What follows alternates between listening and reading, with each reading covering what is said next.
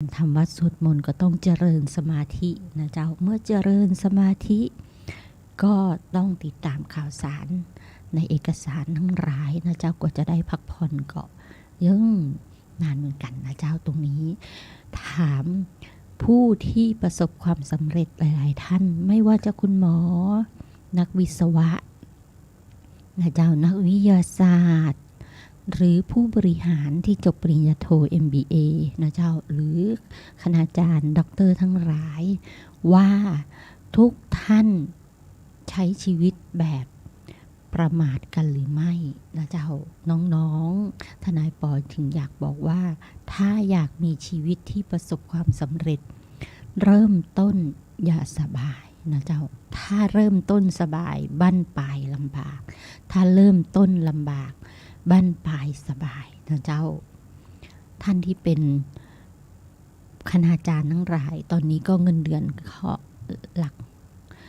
05ตัว06ตัวนะเจ้าเพราะฉะนั้นถ้าน้องๆอยากมีเงินเดือนที่05ตัว06ตัวก็โอเคยอมลำบากช่วงต้นนะเจ้าแต่น้องบางคนบอกโอ้ยฉันไม่เห็นลำบากเลยตอนนี้ฉันก็ทำธุรกิจการค้าสบายถ้ามีธุรกิจการค้าส่วนตัวดีนะเจ้าแต่1 ใน 1,000 1 ในล้านคนจะมีใครที่ประกอบธุรกิจสำเร็จนะเจ้าตลอดเพราะฉะนั้นเราต้องมีความรู้เพื่อพัฒนาชีวิตเรานะเจ้าทนายปออยากให้น้องๆรอบตัวทนายปอประสบความสำเร็จทุกท่านนะเจ้าบอกว่าจะนักกฎหมายนักบัญชีนักบริหารนะเจ้าทำการงานให้ประสบความสำเร็จนะเจ้าวันนี้ทนายปอมีอย่างมาเล่าให้ฟังก็วันนี้มามีอย่างมาเล่านะเจ้านอกจากว่าเรามาฟังเพลงธรรมะกันดีกว่านะเจ้าอย่าลืมนะเจ้าการปฏิบัติธรรมเสริมสร้างคุณธรรมกับชีวิตตัวเอง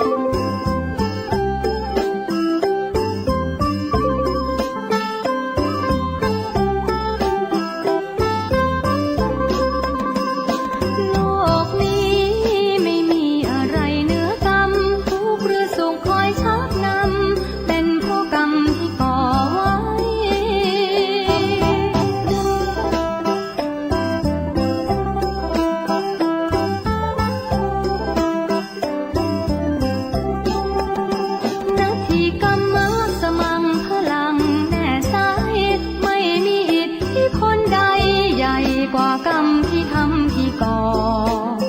ทำชั่วทำดีทำได้ไม่มีรีรอครั้นทำเสร็จสิ้นแล้วหนออำนาจกำรอบังคับเรา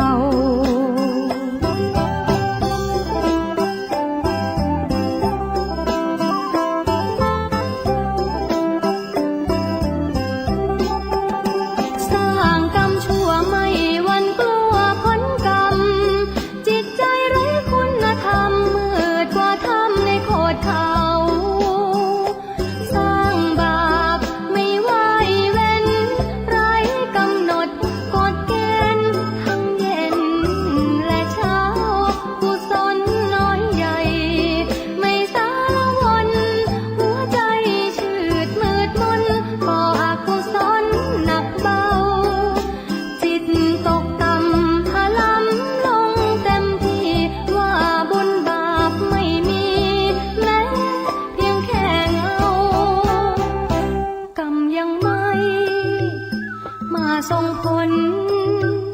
ก็หลงตนทำแล้วทำเล่าพอหมดบุญเก่า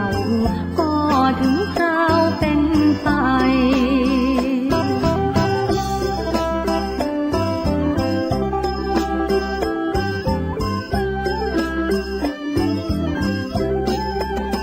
สร้างกรรมดีนี่แหละนะบันดาลดล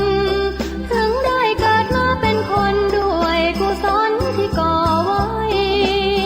บ้างเรื่องอำนาจและวาสนาบ้างต้อยต่ำแต่เกิดมาถ้าเป็นไฉนมหาบุรุษ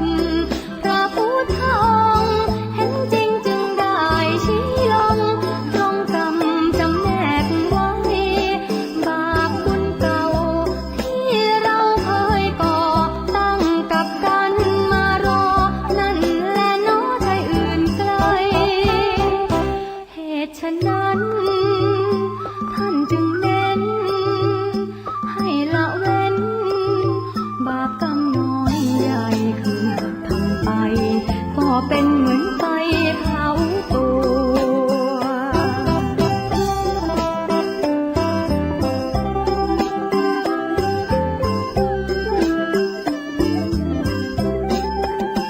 สร้างกรรมดีนี่แหละนะบันดาลดลถึงได้เกิดมาเป็นคนด้วยกุศลที่ก่อไว้บ้างเรื่องอำนาจและวาสนาบ้างต้อยต่ำแต่เกิดมาถ้าเป็นไฉนมหาบุรุษ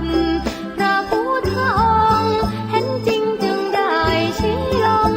ตรงกรรมจำแนกไว้บาปบุญเก่าที่เราเคยก่อตั้งกับกันมารอนั่นแหละเนาะใจอื่นไกลเหตุฉะนั้นท่านจึงเน้นให้ละเว้นบาปกรรมน้อยใหญ่คือหากทำไปก็เป็นเหมือนไฟเผาตัว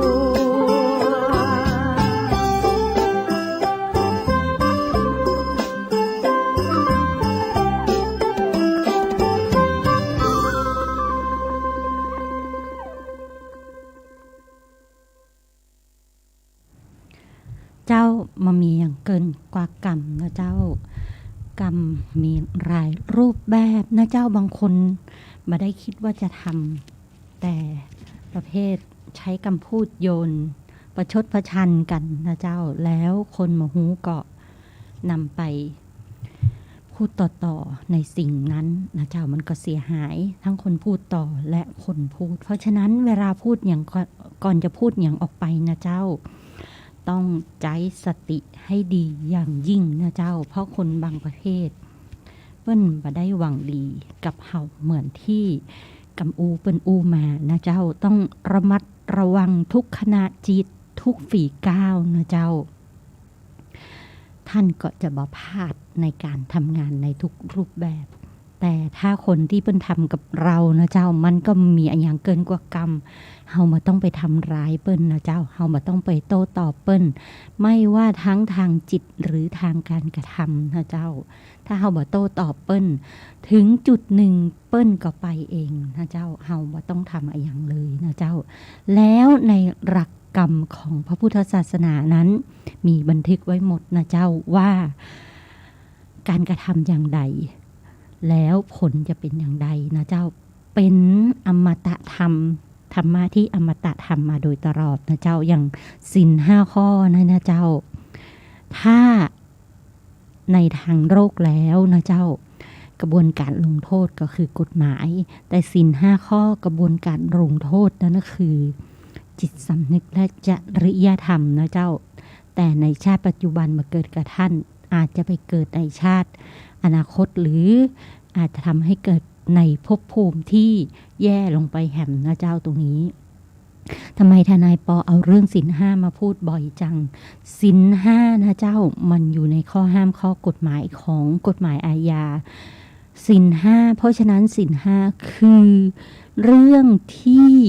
ถ้าใครทำขัดต่อศีล5แล้วมันขัดต่อความสงบเรียบร้อยนั่นเองเมื่อมันขัดต่อความสงบเรียบร้อยเปิ้นถึงนำไปเขียนไว้ในกฎหมายอาญานะเจ้า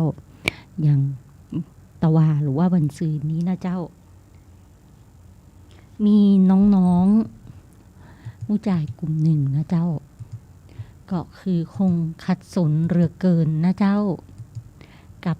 ช่วงสภาวะเหตุการณ์แต่อย่าคิดว่าเมื่อทำแล้วมันจะบ่มีใครหูมีใครหันนะเจ้าก็มีละอ่อนมือจ่ายนะเจ้าเป็นแก๊งเลยนะเจ้าหลายๆคนตะเวนก่อเหตุทั่วภาคเหนือในร้านสะดวกซื้อสาขาปากทางเวียงทองนะเจ้าเอารถยนต์ขับไปซื้อจากเชียงใหม่ลำปางตัวนะเจ้าบิ๊กซีเชียงใหม่ลำปางตะเวนซื้อตะเวนเก็บสลิปนะเจ้าสลิปบิ๊กซีสลิปที่คนซื้อเปิ้นละโยนทิ้งทำทีมาถามซื้อของที่ร้านบิ๊กซีนะเจ้าเป็นแก๊งนมผงก่อเหตุขโมยนมผงราคาแพงเอาไปขายนะเจ้าก็วางแผนบอกเพื่อนพนักงานของบิ๊กซีนะเจ้าทวงเวลาโทรแจ้งตำรวจว่าเห็นมีคนขโมยนมผงทวงเวลาคือละออนแก๊งนี้เปิ้นหยิบกล่องนม3 กล่องหนึ่งก็โหหลายร้อยแล้วนะเจ้าเปิ้นก็หยิบตำรวจมาถึงไหวตัวทันก็วิ่งหนีหลบขึ้นรถหนีไปแต่ว่าเปิ้นก็ติดตามจากกล้องวงจรปิดนะเจ้าขับรถ Honda Jazz ทะเบียนลำปางโดยมีผู้หญิงและละออนนั่งอยู่ในรถหลังก่อเหตุก็ขับรถหนีไปเมืองแป้ประสานเจ้าหน้าที่ตำรวจจุดต่างๆสกัดเปิ้นก็ได้นะเจ้าเมื่อวันที่7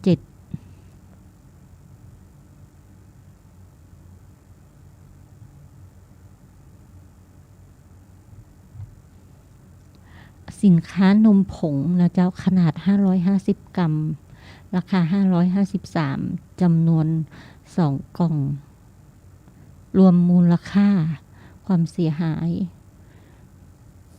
บิ๊กซี2 สาขาเลยนะเจ้าตะเวนเอา 2,000 กว่าบาท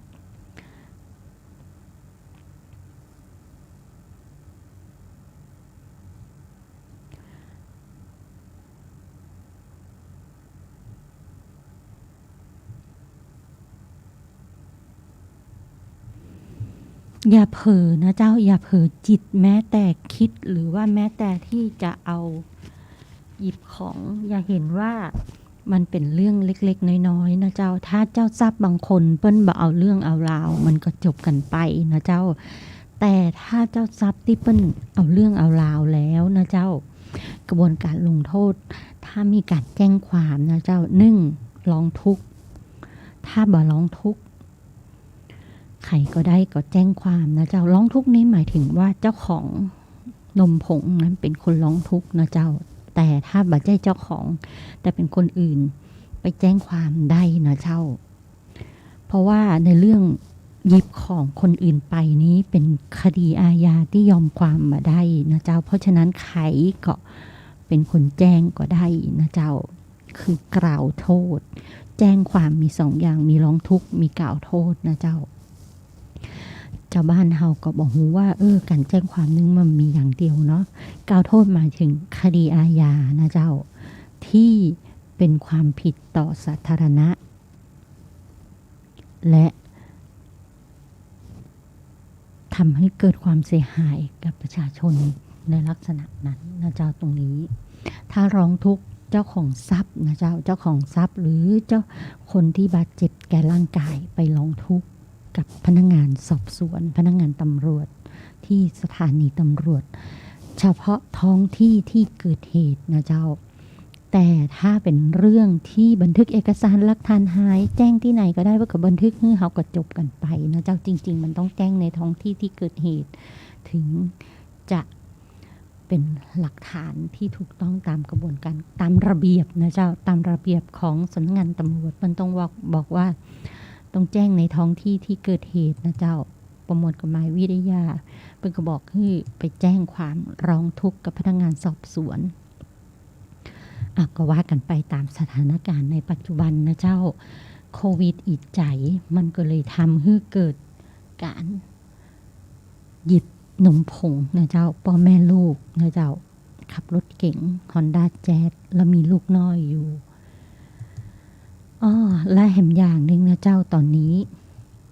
ต้องขอแสดงความเสียใจกับหมู่เฮาชาวร้านนานะเจ้าป้อครูนะเจ้าป้อครูดนตรีพื้นบ้านล้านนาพ่อครูบุญศรีรัตนังนะเจ้าศิลปินแห่งชาติดนตรีพื้นบ้านล้านนาอายุ68ปีนะเจ้าถึงแก่อนิจกรรมแล้วนะเจ้าเมื่อวันที่20ตะวันนี้เองนะเจ้าเวลาตีหนึ่งซึ่งเจ้าของเพจแอดมินนะเจ้าพ่อครูบุญศรีรัตนเปิ้นขึ้นบนเพจแอดมินของเปิ้นนะเจ้าแจ้งรายละเอียดการเสียชีวิตและการจัดงานศพนะเจ้าระบุว่าพ่อครูเสียลงแล้วแต่เนื่องจากเป็นช่วงการเฝ้าระวังสถานการณ์โควิดก็กำหนดจัดงานและแจ้งให้ทราบก็คือตั้งสวดที่วัดหนองเต่าคำนะเจ้าป่าไผ่สันทรายเชียงใหม่พิธีพระราชทานน้ำหลวงอาบศพนะเจ้าศิลปินแห่งชาตินะเจ้าพิธีน้ำหลวงอาบศพนายบุญศรีรัตนังอายุ68ปีศิลปินแห่งชาติสาขาศิลปะการแสดงดนตรีพื้นบ้านล้านนาปี2560ถึงแก่กรรมอาการเส้นเลือดในสมองตีบที่โรงพยาบาลมหาราชเชียงใหม่โดยมีนางจินตนารัตนังอายุ68ปีและภรรยาและนางสามนีรัตนังอายุ38ปีลูกสาวนะเจ้าพร้อมลูกหลานศิลปินเจ้าบ้านแฟนเพลงมาร่วมพิธีโดยจัดงานพิธีเมื่อวันที่20นะเจ้านายพานุทัศน์อภิชนาธงศิลปินล้านนาลูกศิษย์ใกล้ชิดพ่อครูบุญศรีได้นำวงปีพาดเมืองบรรเลงพิธีพระราชทานน้ำหลวงอาบศพเพื่อร่วมไว้อะไรซึ่งการจัดพิธีก็มีการกำหนดผู้เข้าร่วมงานเว้นการชุมนุมจำนวนมากและเว้นระยะห่างพร้อมทั้งขอความร่วมมือในการปฏิบัติในเรื่องมาตรการป้องกันโควิด -19 ตัวนะเจ้าโดยลูกสาวเปิ้ลบอกว่าการจัดงานครั้งนี้มีพิธีรดน้ำศพโดยน้ำหลวงอาบศพนะเจ้าและอาจมีวางแผนจัดการงานเนี่ยว่ามีการจัดงานพิธีพระราชทานเพลิงศพวันไหนแหมจะกำหนดมาแหมกรรมนะเจ้าสำหรับคนที่บัดสะดวกไปร่วมงานก็รับชมความเคลื่อนไหวและพิธีกรรมที่สำคัญในเพจนะเจ้าเท่าที่หูก็คือพ่อครูบุญศรีมีโรคหัวใจไขมันนะเจ้าเบาหวานตลอด20 ปีก็พบแพทย์เป็นระยะตลอดเวลานะเจ้า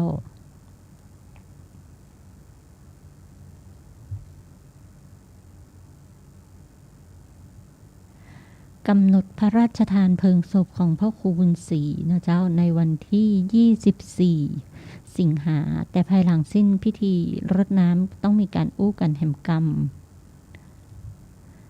ตามกำหนดการเพิ่งก็อาจจะมีการเปลี่ยนแปลงนะเจ้าก็ดูกันไปนะเจ้าในสถานการณ์โควิดปัจจุบันนี่เป็นข่าวจากเชียงใหม่นิวนะเจ้าทนายพอก็เพิ่งรู้พร้อมๆกับพวกเรานะเจ้าว่าพ่อครูบุญศรีรัตนังได้สิ้นแล้วนะเจ้าเพราะปกติเสียงของพ่อครูบุญศรีรัตนังนี่จะเพราะมากเลย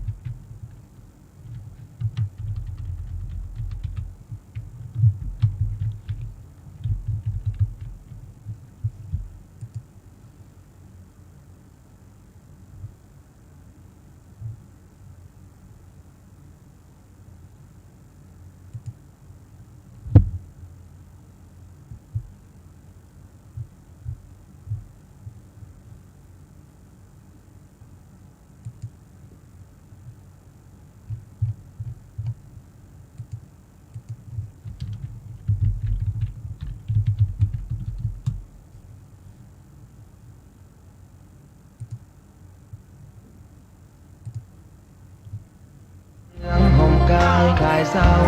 พ่อเราแม่เราศรัทธาสุขใจ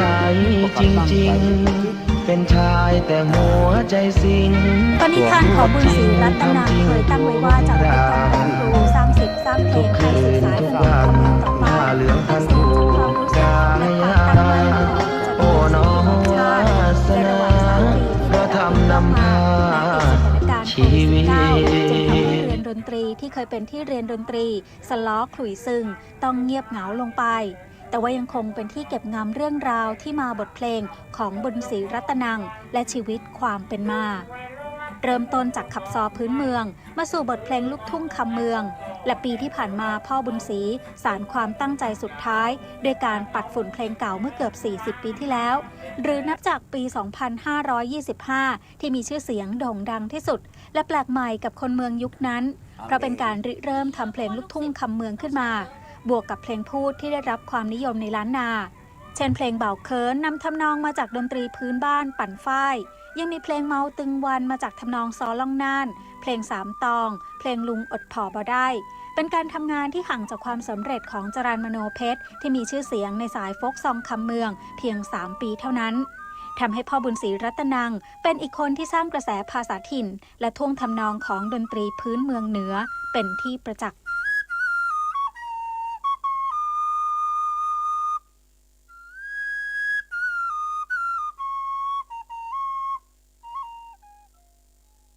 เจ้าพ่อครูบุญศรีรัตนังนะเจ้าเป็นครูดนตรีพื้นเมือง